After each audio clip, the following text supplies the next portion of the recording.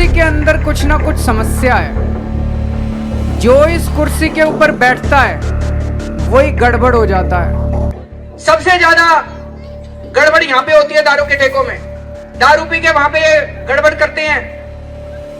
तो ये व्यवस्था की जाएगी कानून के अंदर कि अगर उस इलाके की महिलाएं प्रस्ताव पारित करके सरकार को दें कि ये ठेका बंद करके कहीं और शिफ्ट किया जाए, तो सरकार को वो प्रस्ताव मानना पड़ेगा और उस दारू के ठेके को बंद करके उसको वहां से शिफ्ट करना पड़ेगा।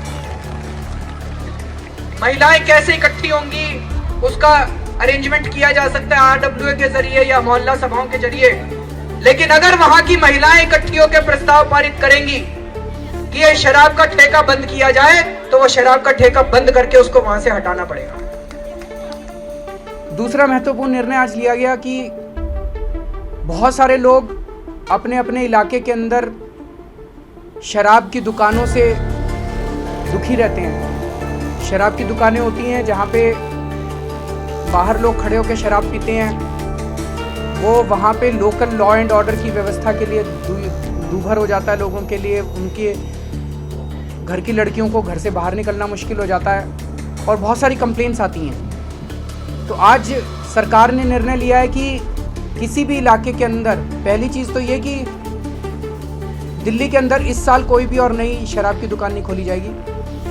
दूसरी ये कि जो एग्जिस्टिंग शराब की दुकानें अगर उससे उस एरिया के लोग दुखी हैं तो वहाँ पे मोहल्ला सभा, लोगों की सभा करके, लोगों की सभा में अगर प्रस्ताव पारित हो गया 2/3 मेजॉरिटी से, तो उस दुकान को वहाँ बंद करना होगा और वो नई जगह शिफ्ट होगी।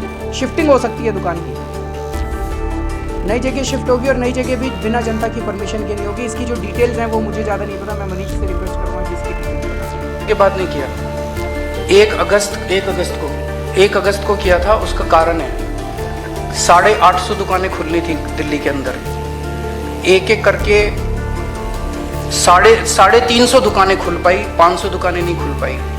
जिस तरह से केंद्र सरकार और सारी एजेंसीज दबाव डाल रही थी हमारे अफसरों के ऊपर, अफसरों ने उस पॉलिसी के तहत नई दुकानें का ठेका करना, नीलामी करने के लिए मना कर दिया।